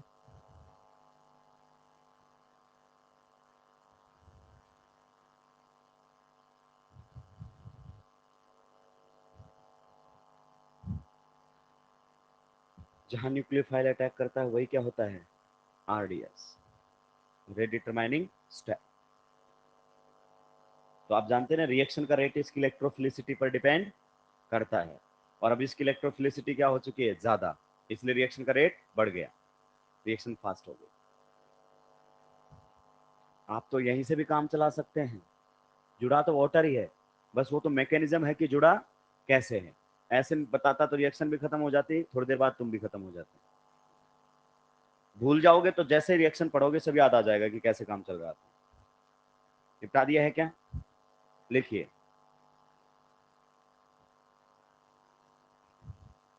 स्टार लगाकर लिखेंगे इस पॉइंट की। Acid catalysis, acid catalysis, catalyst नहीं, कैटालिसिस मतलब एसिडिक कैटालिस्ट का इस्तेमाल करना।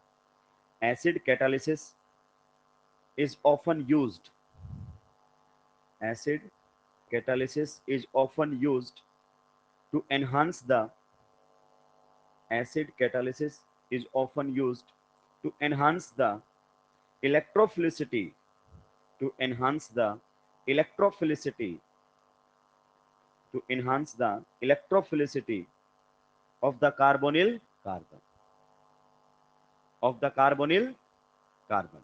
Acid catalysis is often used to enhance the electrophilicity of the carbonyl carbon, so that it is more easily attacked, so that it is more easily attacked, so that it is more easily attacked by the weak nucleophile, so that it is more easily attacked by the weak nucleophile. हम क्या कर देते हैं? Protonation कर देते हैं carbonyl compound का, ताकि एक वीक न्यूक्लियोफाइल भी इस रिएक्शन को कर सके। अब मुद्दे की बात क्या है कि हमें सर क्यों बताया जाता है कि जब एक कार्बन पर दो OH आ जाएं तो वो क्या होते हैं? अनस्टेबल, और रिएक्शन कहां चली जाती है? बैकवर्ड डायरेक्शन में। जरा उसको हम समझने की कोशिश करते हैं। देखिए, अगर इक्विलिब्रियम सेटअप हो गया है ना, तो आप एक नियम समझ लीजिए, इक्विलिब्रियम उधर शिफ्ट हो जाएगा जिधर स्टेबिलिटी क्या होगी? ज्यादा, यानी कि वो चीज ज्यादा बनेगी जो ज्यादा स्टेबल होगी। सीधी सी बात, क्लियर? तो अगर आपका ये वाला कंपाउंड स्टेबल है तो इक्विलिब्रियम फॉरवर्ड डायरेक्शन में जाएगा, और अगर ये ज्यादा स्टेबल है तो इक्विलिब्रियम बैकवर्ड डायरेक्शन में आएगा। इस पॉइंट को आप सबसे पहले समझिए। आप बता सकते हैं इस कार्बोनिल कार्बन की हाइब्रिडाइजेशन स्टेट क्या है? sp2, और इसमें इस कार्बन की हाइब्रिडाइजेशन स्टेट क्या है? sp3। पक्का? यस, बिल्कुल आपको ऑथेंटिक एक्सप्लेनेशन यहां देखने को मिलेंगी। अब यहां पर बता सकते हैं इस कार्बन पर कितने ग्रुप लगे हुए हैं? दो तो ये लगे हुए और एक ऑक्सीजन। कितने ग्रुप हैं? 3। यहां कितने ग्रुप हैं? 4। और अगर अपन आइडियल बॉन्ड एंगल की बात करें तो 109.5 डिग्री, और यहां कितना होता है? 120 डिग्री। आप देखो, इधर से उधर जाने पर एंगल क्या हो रहा है? कम, और ग्रुप बढ़ रहे हैं, ग्रुप बढ़ रहे हैं, तो स्टेरिक हिंड्रेंस बढ़ेगी कि नहीं बढ़ेगी? बढ़ेगी। और इधर आपके नंबर ऑफ ग्रुप्स क्या हैं? कम, और भाई साहब एंगल क्या है? ज्यादा, तो यहां पर ग्रुप ज्यादा रिलैक्स फील करेंगे एज कंपेयर टू दिस। और अभी तो हमने बताया नहीं है कि यहां पर कौन है, ये आएंगे तो मामला और भी टाइट होगा। तो चलिए थोड़ा सा और समझते हैं। मान लीजिए आपका एक सेकेंड पीरियड एटम है, ये जो बातें हम कह रहे हैं ये किसके लिए वैलिड है? सेकेंड पीरियड एटम के लिए। यहां पर कौन लगा हुआ है, OH, और यहां पर भी कौन लगा हुआ है, OH। अभी हमने ये नहीं बताया कि इसमें कार्बन पर अभी ये वाले ग्रुप कौन है, समझिए दोनों के पर क्या है, लोन पेयर लोन पेयर। तो क्या होगा, लोन पेयर रिपेल करेंगे, नहीं करेंगे, एक दूसरे से दूर जाने की कोशिश करेंगे। अगर मान लीजिए आपने यहां हाइड्रोजन रखे हुए, क्या रखे हुए, तो these hydrogen are small in, तो फिर हो सकता है थोड़े थोड़े इधर खिसक जाए, कोई दिक्कत, फिर तो मामला फिर भी चल सकता है। लेकिन अगर यहां पर भी बाकी की बैलेंसी पर भी हमने क्या टिका दिए, बल के ग्रुप, क्या टिका दिए, बल के ग्रुप, फिर तो रायता फैलेगा ही फैलेगा। तो यहां पर रिपल्सन बढ़ेगा कि नहीं बढ़ेगा, और रिपल्सन इतना ज्यादा बढ़ेगा कि अब वापिस लौटने का एक ऑप्शन बचा और कोई ऑप्शन नहीं बचा। तो यही मामला हमारे सामने रहेगा। इसीलिए जब एक कार्बन पर 2 OH आते हैं तो हम वाटर निकाल कर क्या बना देते हैं, CO। ठीक है, चलिए अब हम कुछ रिएक्शंस यहां पर देखेंगे। ऐसा नहीं है कि हर कार्बन के ऊपर ही 2 OH क्या होंगे, अनस्टेबल। ये जुगाड़ होते हैं, तो जुगाड़ तो कहीं ना कहीं तो फेल होगा। ध्यान से सुनते रहेंगे। मान लीजिए रिएक्शन करने के लिए हमने क्या लिया है, फॉर्मल्डिहाइड। पहले आप चीजों को ध्यान से सुनेंगे, यहाँ पार्शियल पॉजिटिव, यहाँ पार्शियल नेगेटिव, इसको हम बेटा क्या बोलते हैं, फॉर्मल्डिहाइड। भाई गजब का रिएक्टिव होता है, क्योंकि आप जानते हैं पॉजिटिव चार्ज का मैग्नीट्यूड भी क्या है, अच्छा खासा, और हिंड्रेंस भी ना के बराबर। तो जब ये वाटर के साथ रिएक्शन करता है, तो जिन लोगों ने इक्विलिब्रियम चैप्टर पढ़ा है उनको तो मामला क्लियर हो गया। रिएक्शन फॉरवर्ड डायरेक्शन में जा रही है कि बैकवर्ड में, मेनली कहां जा रही है, फॉरवर्ड का एरो लार्ज है, मतलब रिएक्शन फॉरवर्ड डायरेक्शन में जाएगी। और बताइए जब कौन जुड़ेगा, वाटर, तो इधर कौन आ जाएगा ऑक्सीजन पर, H, और कार्बोनिल कार्बन पर कौन आ जाएगा, OH, और ये अच्छा खासा स्टेबल होता है। ये मोर देन 99% रहता है।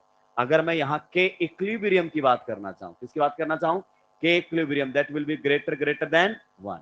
और इक्विलिब्रियम तो निकालना आता है कि नहीं आता है, molar concentration of products divided by molar concentration of reactants. तो प्रोडक्ट ज्यादा है तो कंसंट्रेशन भी क्या होगी, ज्यादा।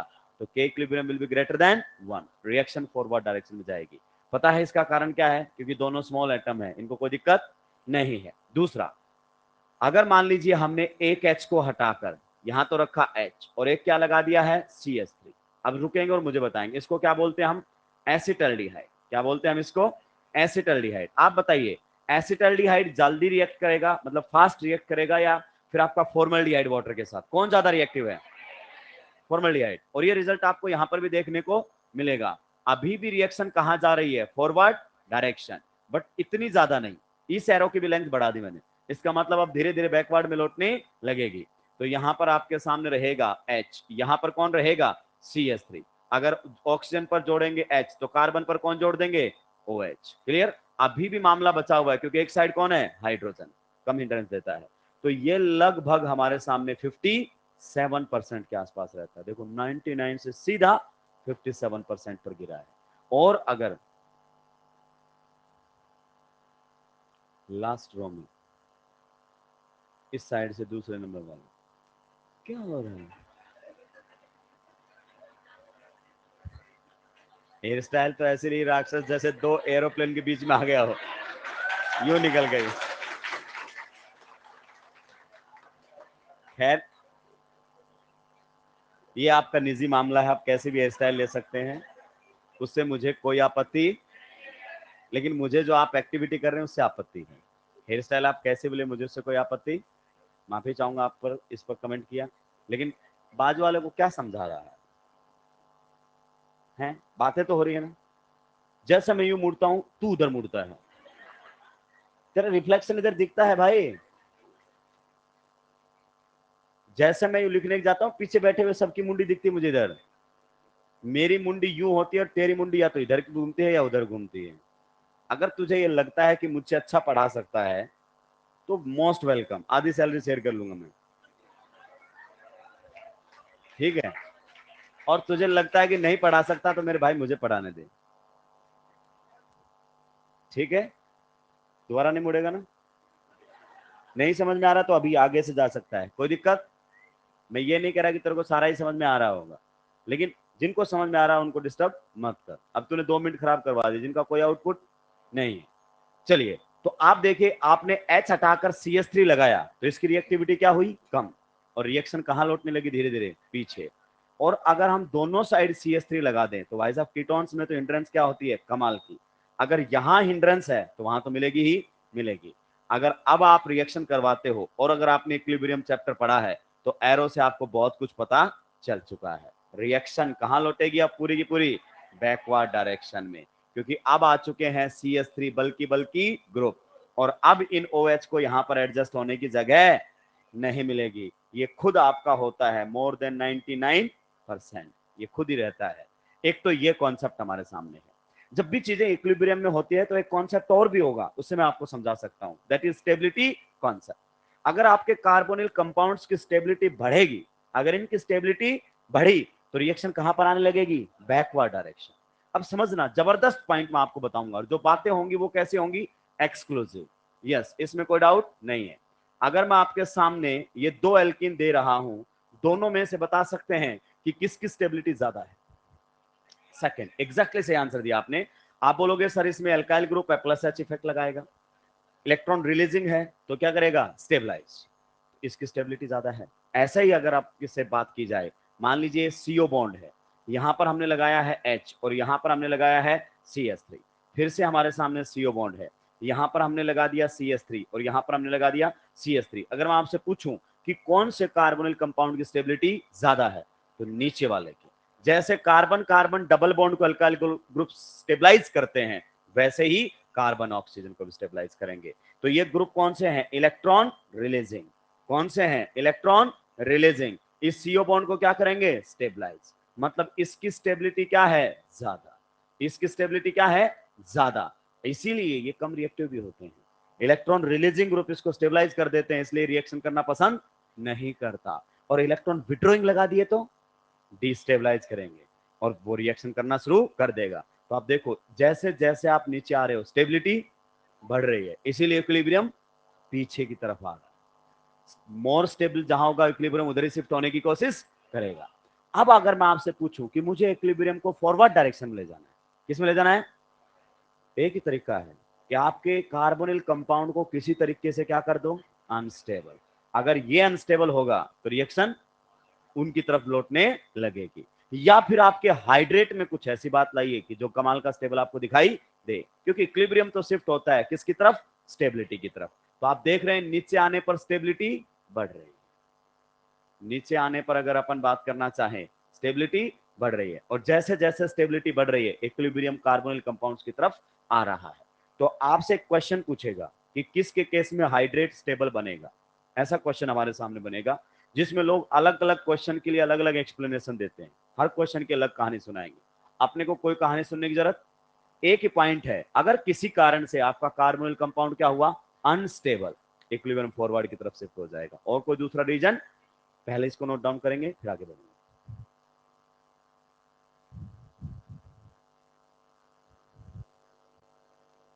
यहां भी के इक्विलिब्रियम ग्रेटर देन 1, यहां के इक्विलिब्रियम लेस देन 1।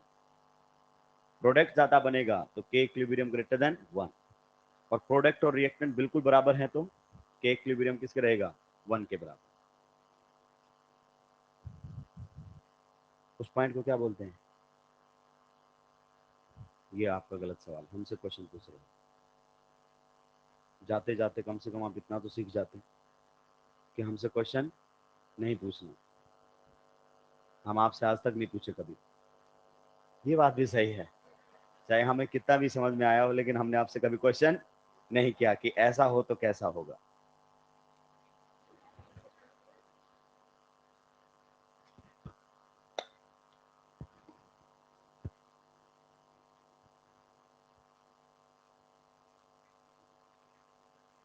कौन बोल रहा है,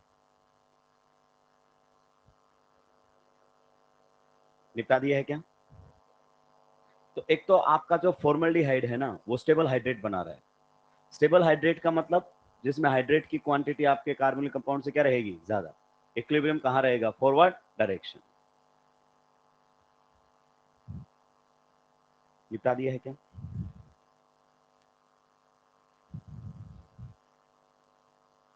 अब तो निपटा दिया होगा। कार्बोनिल कंपाउंड्स की अगर स्टेबिलिटी बढ़ेगी तो उस कंडीशन पे इक्विलिब्रियम कहाँ लौटेगा, बैकवर्ड। ये यहाँ की कहानी नहीं है, हर रिवर्सिबल रिएक्शन की कहानी है। जहां भी कार्बोनिल कंपाउंड की रिएक्शन रिवर्सिबल होगी, अगर इनकी स्टेबिलिटी बढ़ रही है तो इक्विलिब्रियम पीछे की तरफ आने लग जाएगा। ये पर्टिकुलर इसके लिए नहीं है, ये हर रिएक्शन के लिए वैलिड है। निपटा दिया है क्या? चलिए लिखिए, following carbonyl compounds forms stable hydrate. Following carbonyl compounds forms stable hydrate. Following carbonyl compounds form stable hydrate. तो एक क्वेश्चन आएगा जिसमें पूछेगा विच of the following will form stable hydrate. Stable hydrate पूछ लेगा, के इक्विलिब्रियम की बातें कर लेगा। ठीक है, सबसे पहले अगर अपन बात करें तो हम ले लेते हैं क्लोरोफॉर्म, सॉरी है क्लोरल। क्या ले लेते हैं? क्लोरल। ये जो कंपाउंड है बेटा, इसको हम बोलते हैं क्लोरल। अगर अपन इसको ऐसे लिखेंगे तो ये इस प्रकार से रहेगा, ये आपके सामने रहता है क्लोरल। और आपने वर्ड क्लोरल हाइड्रेट जरूर सुना हो। अब आप बताइए, ये जो आपका CCl3 ग्रुप होता है, ये खतरनाक इलेक्ट्रॉन विड्रॉइंग होता है। इलेक्ट्रॉन विड्रॉ करेगा -I इफेक्ट के थ्रू। अगर इलेक्ट्रॉन विड्रॉइंग ग्रुप अगर आपने लगा दिया है तो CO बॉन्ड की रिएक्टिविटी बढ़ गई है और CO बॉन्ड की अनस्टेबिलिटी भी बढ़ गई है। ऐसे नहीं समझ में आ रहा है तो आप ऐसे समझने की कोशिश करें। ये हमारे सामने है, यहां रहेगा पार्शियल नेगेटिव, यहां रहेगा पार्शियल पॉजिटिव। अगर हमने यहां पर लगा हुआ है कौन, क्लोरीन, यहां पर कौन है क्लोरीन, यहां पर कौन है क्लोरीन, तो आप बताइए इसमें भी ये इलेक्ट्रॉन खींचेगा, यहां पार्शियल नेगेटिव, यहां पार्शियल, यहां पार्शियल नेगेटिव, फिर से partial, partial negative, partial positive. तो आपको आजू बाजू चार्जेस दिखाई देंगे, अनस्टेबिलिटी बढ़ेगी। इसीलिए इलेक्ट्रॉन विड्रॉइंग ग्रुप इसको डिस्टेबलाइज करते हैं। ठीक है, अब समझिए, आप इसको ये भी कह सकते हो कि इसमें आपको देखने को मिलेगा डाइपोल डाइपोल रिपल्सन। क्या देखने को मिलेगा? Dipole dipole repulsion. अब लोगों के एक्सप्लेनेशन सुधर रही हैं, बहुत सारे लोगों के एक्सप्लेनेशन अब सुधर रही है, पहले अलग तरीके से बताते थे। तो जो आपका क्लोरल होता है वो क्या होता है? Unstable, due to dipole dipole repulsion. अगर अनस्टेबल है तो जाहिर सी बात है इक्विलिब्रियम किधर भागेगा? Forward direction. तो जब आप इसकी रिएक्शन करवाओगे किसके साथ? वाटर के साथ, तो रिएक्शन जाएगी फॉरवर्ड डायरेक्शन में। क्या आप मुझे बता सकते हैं कि किस प्रकार की बातें यहां पर होंगी? अरे जब यहां पर आपके सामने जुड़ेगा तो यहां पर कौन रहेगा? H। क्लियर? यहां पर भी आपके सामने कौन रहेगा? H। ठीक है, और यहां पर अगर मैं इस H को ऐसे लिख दूं तो ये कौन रहेगा? CCl3। और यहीं पर तो आपने देखा होगा इंट्रामोलिकुलर हाइड्रोजन बॉन्डिंग। तो रिएक्शन के फॉरवर्ड डायरेक्शन में जाने का कारण बहुत सारे लोग इंट्रामोलिकुलर हाइड्रोजन बॉन्डिंग को देते हैं, हालांकि वो मेन कारण नहीं है। मेन कारण है इसकी खुद की अनस्टेबिलिटी। इंट्रामोलिकुलर एच बॉन्डिंग का नाम ले दो बच्चे के सामने और कोई पूछता ही नहीं है। पता नहीं, ऐसा लगता है जैसे भगवान के दर्शन करवा दिए मास्टर ने। तो इंट्रामोलिकुलर हाइड्रोजन बॉन्डिंग एक एडिशनल फैक्टर है जो आगे बढ़ा रहा है। मेन फैक्टर तो कौन है? इसकी खुद की अनस्टेबिलिटी। मैं इससे मना नहीं करता कि यहां पर इंट्रामोलिकुलर हाइड्रोजन बॉन्डिंग नहीं है, यहां पर आपको देखने को मिलेगी इंट्रामोलिकुलर एच बॉन्डिंग, लेकिन यही एक इकलौता कारण नहीं है। ये एडिशनल फैक्टर है जो आगे इक्विलिब्रियम को खींच रहा है, वरना ये कारण भी आपका सफिशिएंट है। तो ये भी बोल सकता है कि क्लोरल क्या है? अनस्टेबल। अब बताओ ये क्या था? क्लोरल, और वो क्या उसका? हाइड्रेट। तो इसको क्या बोलते हैं हम? Chloral hydrate. उम्मीद करता हूं ये वर्ड आपने आईओसी में जरूर सुना होगा। तो ये हमारे सामने बन जाता है क्लोरल हाइड्रेट। पक्का? चलिए नेक्स्ट अभी सुनते रहेंगे।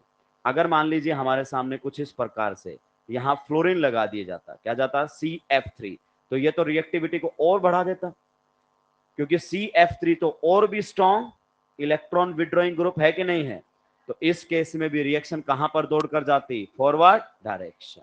तो यानी कि अगर आपने CH3 लगा दिया है तो रिएक्शन फॉरवर्ड डायरेक्शन में दौड़कर जाएगी। आपके सामने जब प्रोडक्ट बनेगा तो एक OH यहां लगा हुआ मिलेगा, एक OH यहां लगा हुआ मिलेगा, और यहां पर कौन रहेंगे? फ्लोरीन। तो यहां पर भी आपको इंट्रामोलिकुलर हाइड्रोजन बॉन्डिंग देखने को मिलेगी, लेकिन ये कोई खास नहीं है समझाने के लिए। क्यों? क्योंकि फ्लोरीन तो वैसे भी करता है हाइड्रोजन बॉन्डिंग। मेन तो क्लोरीन समझाया जाता है कि क्लोरीन भी हाइड्रोजन बॉन्डिंग करता है, लेकिन कौन सा? इंट्रा। कौन सा? इंट्रा, इंटर नहीं, कौन सा, इंट्रा। तो ये एक फेमस एग्जांपल है उसको समझाने के लिए। तो इसको हम क्लोरल हाइड्रेट बोलते हैं, इसको क्या बोलेंगे, फ्लोरल हाइड्रेट। नो डाउट इसमें भी आपको क्या देखने को मिलेगा, इंट्रा मोलिक्यूलर एच बॉन्डिंग, ठीक है। लेकिन इसका ये मेन कारण नहीं है, इसका भी आगे जाने का कारण क्या है, सेम टू सेम रिपीट करेंगे, डाइपोल डाइपोल रिपल्सर छापेंगे, आगे बढ़ेंगे।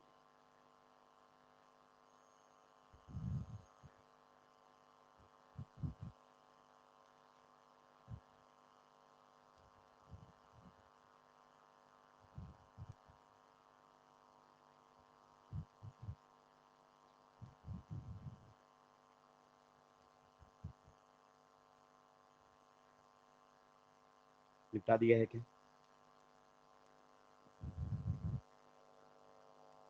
यानी कि कुल मिलाकर बात यह है कि सी एच और यहां पर क्या लगा हो, CX3 स्टेबल हाइड्रेट बनाएंगे। और अगर आपने ये कर दिया, दोनों साइड ही क्या कर दिया, CX3 और CX3, तो रिएक्टिविटी और भी ज्यादा बढ़ जाएगी। दोनों साइड इलेक्ट्रॉन विड्रॉइंग ग्रुप लगा दिया आपने, इससे भी ज्यादा रिएक्टिव निकल कर आएगा वो।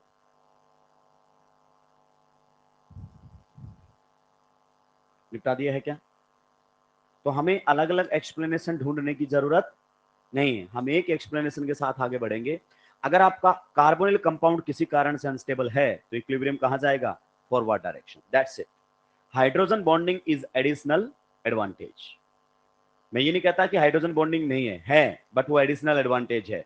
अगर मेरे पास स्टेटमेंट दिया जाए, chloral forms stable hydrate, statement 1, और statement 2, because chloral is unstable due to dipole dipole repulsion, तो ये करेक्ट एक्सप्लेनेशन मिलेगा। भले उसने इंट्रामोलिकुलर हाइड्रोजन बॉन्डिंग की बात नहीं की। निपटेंगे बहुत सारे लोग, लेकिन अब तो नहीं निपटेंगे, बहुत लोगों ने वीडियो लेक्चर देख लिए, एक्सप्लेनेशन बदल ली है। कोविड से पहले और कोविड के बाद पढ़ाने का तरीका लोगों का दिन रात का बदला है। अब जब कोई मास्टर पढ़ाता है तो जो चल रहा है फेमस है उसके लेक्चर जरूर देख के जाता है, कि कोई ऐसी बात इसने बता रखी और मैं नहीं बता पाऊं, लेकिन उसको पता नहीं कई जगह पर मामला म्यूट भी रहता है। मुझे डिफरेंस समझ में तब आता है कि ये वाली बात मैंने इस बैच में बोली थी, उस बैच में नहीं बोली थी। मैं भी तो देखता हूँ, ये बात नहीं बताई इसका मतलब इसको मालूम नहीं है। कई बार डिफरेंसेस क्रिएट किए जाते हैं, कई बार जुगाड़ बताए जाते हैं, तो मुझे पता होता है वो जुगाड़ कहां पर फेल होगा, बट सामने वाले का कॉन्फिडेंस मुझसे भी ज्यादा नजर आता है। हाँ, ये मैंने देखा है कि जितना कॉन्फिडेंटली मैं नहीं बोलता हूँ, दूसरा ज्यादा कॉन्फिडेंस से बोल रहा होता है। उसको लग रहा है कि वाइस वाइस पढ़ाया तो 100% सही ही होगा। कई बार बातें 12th लेवल पर भी की जाती है।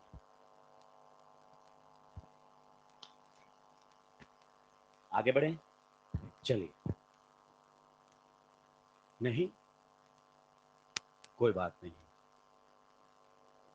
ये हमारे सामने नाम बताओ, साइक्लो प्रोपेनॉन। ये भी आपका अनस्टेबल है। क्या है, अनस्टेबल। एक मिनट सर, इसको क्या दिक्कत है, मुझे बताओ। इस कार्बन की हाइब्रिडाइजेशन स्टेट क्या है, sp2, और sp2 से बॉन्ड एंगल कितना होना चाहिए था, 120 डिग्री, लेकिन है कितना। तो भाई साहब भयंकर एंगल स्ट्रेन है कि नहीं है, एंगल स्ट्रेन। अगर एंगल आइडियल एंगल से बढ़ेगा तो भी स्ट्रेन आएगी, और अगर आइडियल एंगल से घटेगा तो भी आएगी। आइडियल एंगल से इधर उधर तो एंगल स्ट्रेन डेवलप हो जाती है, ठीक है। तो इसके अंदर एंगल स्ट्रेन है। अब हम रिएक्शन करवाते हैं इसकी, किसके साथ, वाटर के साथ। आप बताइए, वाटर के साथ इधर कौन जुड़ेगा, OH, उधर कौन जुड़ेगा, H। क्लियर। तो आपके सामने ये प्रोडक्ट बनकर आएगा, और आप तो देख रहे हैं कि इक्विलिब्रियम कहां खिसक कर आ गया है, फॉरवर्ड डायरेक्शन में।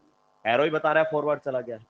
तो सर एक बार बताओ, अभी यहां एंगल कितना है, अभी भी तो कितना है, 60 डिग्री। तो बच्चा बोलता है यहां भी 60, वहां भी 60, फिर क्या फायदा हुआ।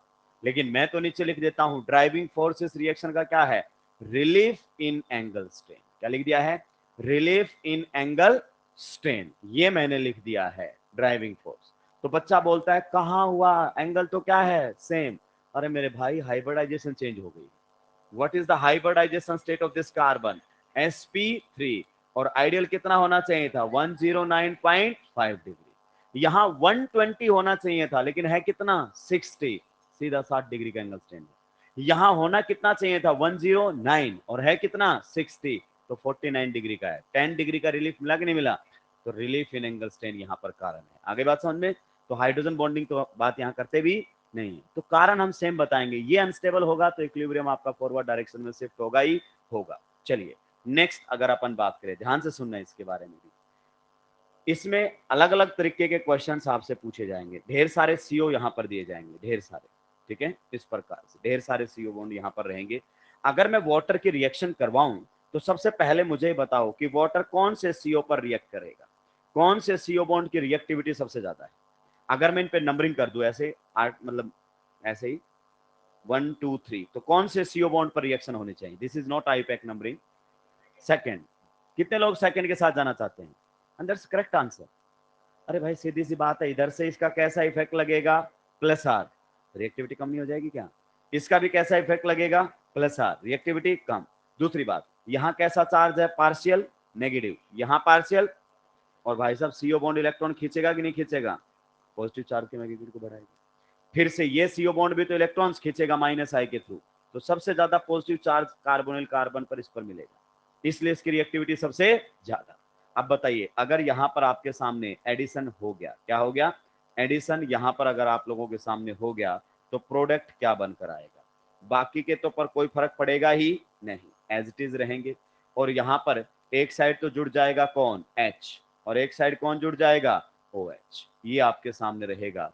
तो यहां पर आपको वापस से इंट्रामोलिकुलर हाइड्रोजन बॉन्डिंग देखने को मिलेगी। हालांकि रिएक्शन करने का कारण इसमें भी सेम है। आप देखो यहां कैसा है? पार्शियल पॉजिटिव, यहां भी कैसा रहेगा? पार्शियल पॉजिटिव, पार्शियल रिपल्सन आया कि नहीं आया? यहां पर भी पार्शियल पॉजिटिव पार्शियल नेगेटिव। तो जब सीओ बॉन्ड आजू बाजू आने लगते हैं तो वो एक दूसरे को क्या करने लगते हैं? डिस्टेबलाइज। क्लियर? तो इसकी रिएक्टिविटी का कारण ये भी है। हालांकि आपको यहां पर भी क्या देखने को मिलेगा? Intramolecular H bonding additional factor रहेगा, इंट्रामोलिकुलर एच बॉन्डिंग। जब आजू बाजू सीओ बॉन्ड आते हैं तो रिएक्टिविटी बढ़ जाती है, क्योंकि एक दूसरे पर इलेक्ट्रॉन विड्रॉइंग इफेक्ट लगाते हैं, एक दूसरे को डिस्टेबलाइज करते हैं। इसको हम निन हाइड्रीन भी बोलते हैं। जल्दी से निपटाएंगे नेक्स्ट, और फिर आएगी लास्ट एग्जाम्पल। इसका एग्जाम्पल फिक्स रहते हैं ऑलमोस्ट। जब आपसे पूछा जाएगा which of the following will form stable hydrate, then example क्या मिलेंगे? फिक्स, ये मिलेंगे और कुछ नहीं मिलेगा। हाँ, डिपेंड करता है कि पेपर किसने बनाया है। अगर कोई होममेड क्वेश्चन होगा तो उसकी कोई गारंटी नहीं है।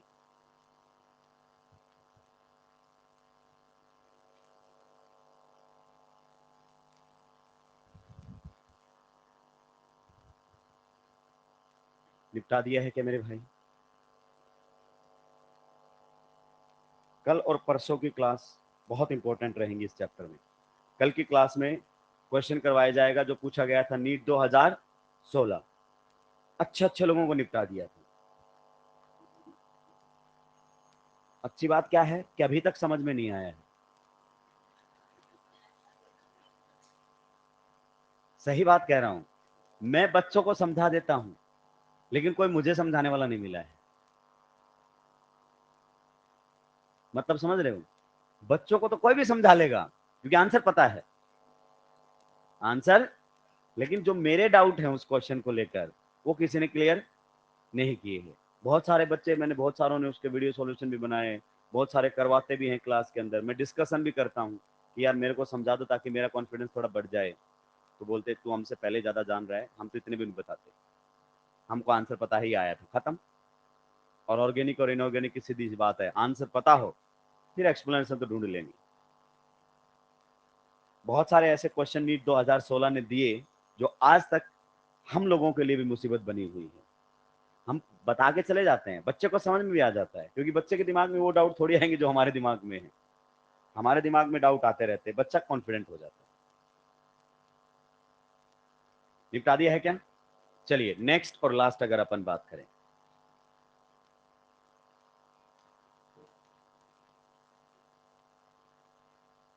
हाँ यूट्यूब वाले तो ज्यादा इंटेलिजेंट हैं, आधे ज्यादा तो कोटा के मास्टरों की नोटबुक पढ़ा रहे हैं।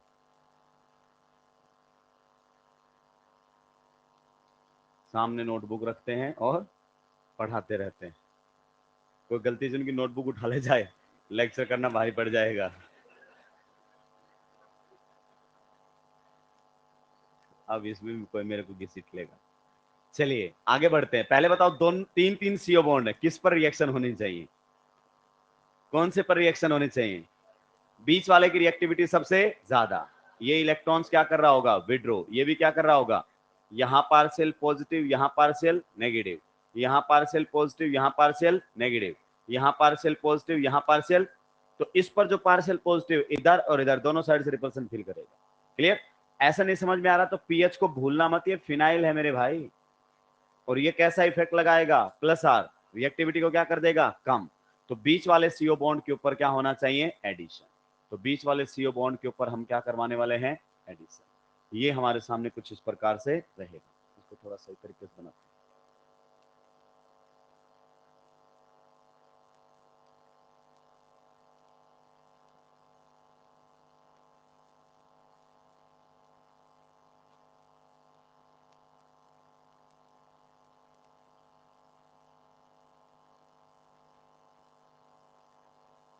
हालांकि हाइड्रोजन बॉन्डिंग आपको यहां पर भी देखने को मिलेगी, but that will be an additional advantage. हम तो रिएक्टेंट को देखकर ही बता देंगे कि वो स्टेबल हाइड्रेट बनाएगा या नहीं। तो अगर आजू बाजू CO आ जाए, CO बॉन्ड के इधर भी CO आ जाए, इधर भी CO आ जाए, तो इस CO बॉन्ड को भयंकर क्या बना देगा? रिएक्टिव या हाईली अनस्टेबल। तो बहुत आसानी से क्या कर लेगा? रिएक्शन। ठीक है, तो ये फेमस एग्जांपल है। जब भी आपसे पूछेगा विच of the following will form stable hydrate, तो यही क्वेश्चंस आपके सामने रहेंगे, कोई दूसरा क्वेश्चन नहीं रहेगा। नेक्स्ट रिएक्शन, अब जो जिसके बारे में बात कर रहा था, जहां से क्वेश्चन बना नीट 2016। अच्छा, ये नहीं कह सकते कि आउट ऑफ एनसीईआरटी गया, एनसीईआरटी की आखिरी 2 लाइन में नाप गया वो सारी बातें। जब वो शब्दों में लिखता है तो यकीन मानिए वो और जहरीला हो जाता है। जहरीला तो वो है आप लोगों की तरह, लेकिन शब्दों में और जहरीला निकल कर आता है। रिएक्शन नंबर बताओ कौन सा है? मैं जहरीला होता तब तक निपट नहीं जाते तुम। मैं तो तुम सबका जहर पी गया हूं। Reaction number 6, addition of alcohols. Addition of alcohols to aldehydes and ketones। Bracket में आप लिख सकते हैं फॉर्मेशन ऑफ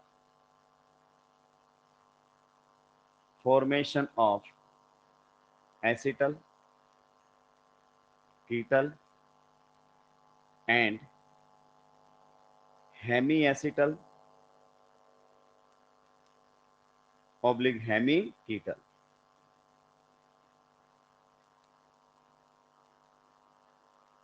कीटल पे ऐसा क्या है? देखो, हंसना कोई बुरी बात नहीं है, अकेले अकेले हंसना ये बहुत बुरी बात है। क्योंकि मेरे को लगभग 10 साल हो गए पढ़ाते हुए, पहले तो कोई बच्चा हंसा नहीं, क्योंकि ज्यादातर ड्रॉपर बच्चों को पढ़ाता हूँ, उनकी हंसी वैसे गायब रहती है। उनको कोई गुदगुदी भी कर जाए रो सकते हैं, हंसेंगे बिल्कुल भी नहीं हो। तो हो सकता है तुम्हें कोई अलग बात पता हो जो मुझे नहीं पता हो, खैर कोई फर्क नहीं पड़ता इससे। चलिए वापस लौटते हैं और बताएंगे क्या यहां पर एल्कोहल एल्डिहाइड्स और कीटोन्स के साथ जब रिएक्शन करेंगे तो रिएक्शन रिवर्सिबल होगी या रिएक्शन इरिवर्सिबल होगी? एल्कोहल के साथ रिएक्शन रिवर्सिबल या इरिवर्सिबल? रिवर्सिबल। न्यूट्रल न्यूक्लियोफाइल है भाई, H- और R- को छोड़कर सारी रिएक्शन रिवर्सिबल। आगे बात समझ में? चलिए ये निपटा दिया है, आगे बढ़ेंगे। देवी जो आप सबसे पीछे रहते हैं, ये तो स्केल से तो लाइनें खींची आपने, अब लाइनें खींचोगे तो स्पीड तो धीरे होगी ना, जल्दी लिखो।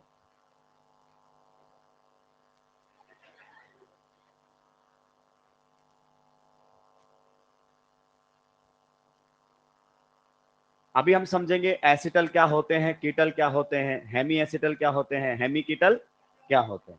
क्वेश्चन बोर्ड में भी आते हैं, what is hemiacetal, what is hemiketal, what is acetal ketal. NCERT में पीछे सारे क्वेश्चन दिए हुए हैं, अब तो निपटा दिया। चलिए ध्यान से सुनेंगे। अगर हम एल्डिहाइड या कीटोन की रिएक्शन, पहले हम रिएक्शन किसके साथ करवाते हैं? एल्डिहाइड के साथ। तो आप एक बात समझिए, जब वाटर ही रिएक्शन नहीं कर पाया तो अल्कोहल भी रिएक्शन नहीं कर पाएगा, आपको कैटालिस्ट की रिक्वायरमेंट यहां पर रहेगी। तो अगर अल्कोहल का पहला मोल रिएक्शन करता है, अल्कोहल का पहला मोल रिएक्शन करता है, ये हमारे सामने है एल्डिहाइड। क्या है? एल्डिहाइड। क्लियर? ये दिया हुआ है एल्डिहाइड। अल्कोहल के साथ पहला मोल रिएक्शन करेगा in the presence of H plus. तो आप जानते हैं अल्कोहल क्या हो जाएगा? ऐड। आप बता सकते हैं ये किस प्रकार से ऐड होगा? थोड़ा सा मुझे आइडिया दीजिए, ऐड किस प्रकार से होगा? जैसे आपका वाटर ऐड हुआ था एग्जैक्टली वैसे ही। H किधर जुड़ेगा? यहाँ। OR कहाँ जुड़ेगा? वहां। तो इस ऑक्सीजन पर तो जाकर कौन जुड़ जाएगा? OH। और यहां पर कौन जुड़ जाएगा? OR। क्लियर? अब मैं आपको जुगाड़ बताता हूं। देखो, एक ही कार्बन पर, ध्यान से सुनना, एक ही कार्बन पर, एक ही कार्बन के ऊपर जब OH भी आ जाए और OR भी आ जाए तो उसके आगे हमें वर्ड लगाना पड़ेगा हेमी। हेमी का मतलब होता है हाफ, मतलब अभी आधे रास्ते ही हम पहुंचे। हेमीस्फेयर मतलब आधा स्फेयर। क्लियर? तो वर्ड लगेगा हेमी। ठीक है? अगर OH भी है और OR भी है तो वर्ड लगेगा हेमी। और उसी कार्बन पर, जिस कार्बन के ऊपर ये दोनों जुड़े हुए हैं, जिस कार्बन के ऊपर ये दोनों जुड़े हुए हैं, उसी कार्बन पर अगर H भी अवेलेबल है, मतलब रिएक्शन किसने की होगी? एल्डिहाइड ने। तो फिर हम लिखेंगे उसको हेमी एसिटल। क्या लिखेंगे? Hemy acetal.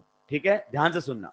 अगर मान लीजिए हम रिएक्शन यही किसके साथ करवा रहे हैं? कीटोन के साथ।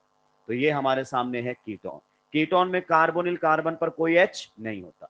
आप बताइए क्या डायरेक्ट रिएक्शन हो जाएगी या एसिड कैटालिस्ट की रिक्वायरमेंट पड़ेगी? क्योंकि वीक न्यूक्लियोफाइल है, एसिड कैटालिस्ट की रिक्वायरमेंट पड़ेगी। तो यहां पर भी एडिशन रिएक्शन होने वाली है। दो R ग्रुप तो ऑलरेडी यहां पर मौजूद हैं। ऑक्सीजन पर कौन जुड़ेगा? H। और कार्बन पर कौन जुड़ेगा? OR। ये बन गया।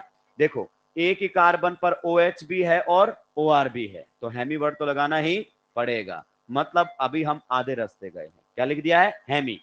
अगर उस कार्बन पर H है तो हेमी एसिटल, मतलब रिएक्शन करने वाला एल्डिहाइड। और H नहीं है तो फिर हेमी कीटल, मतलब रिएक्शन करने वाला कीटोन। क्या यहां तक आपको बात समझ में आई? अब बताइए मीडियम कैसा रखा है हमने? एसिडिक। कैसा रखा है? एसिडिक। तो अल्कोहल का अब सेकंड इक्विवेलेंट रिएक्शन करेगा। कौन सा? सेकंड इक्विवेलेंट रिएक्शन करेगा। आप बता सकते हैं रिएक्शन कैसे हुई होगी? स्लो मोशन में समझो। यहां से कौन आया होगा? H plus. H प्लस ने यहां क्या किया होगा? प्रोटो OH को हटा दिया होगा और खुद लग गया होगा अल्कोहल। और जब भी कोई न्यूट्रल न्यूक्लियोफाइल लोन पेयर से अटैक करता है तो H हटा के जोड़ देते हैं। तो यहां पर जो आपके सामने प्रोडक्ट बना होगा, ये H तो पहले से ही है, इस पर तो कोई डाउट ही नहीं है।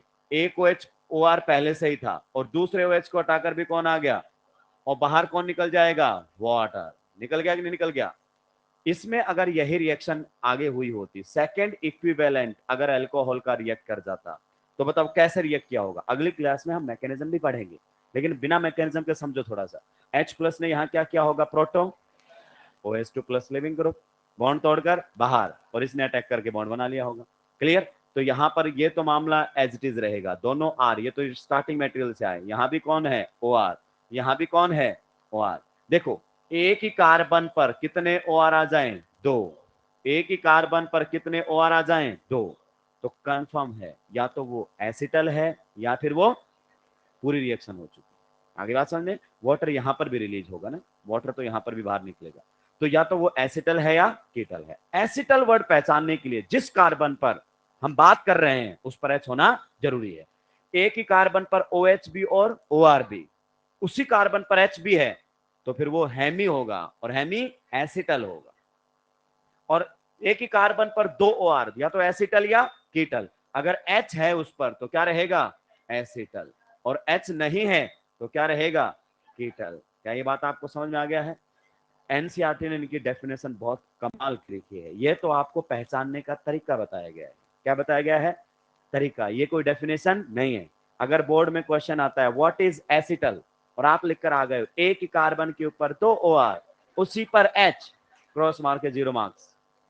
क्योंकि ये आपने बताया नहीं है, ये तो आपने पहचानने का तरीका बताया है, कैसे पहचाना जा सकता है। अभी छापेंगे, अगली क्लास में हम इसके बारे में बात करेंगे।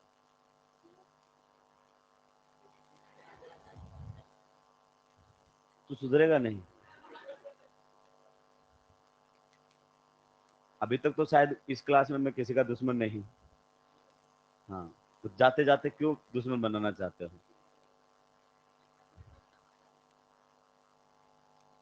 क्योंकि आजकल किसी को कुछ बोलना, कोई अपना बुरा सुनना ही नहीं चाहता है, कुछ भी बोला सीधा दुश्मन मानता है उसको।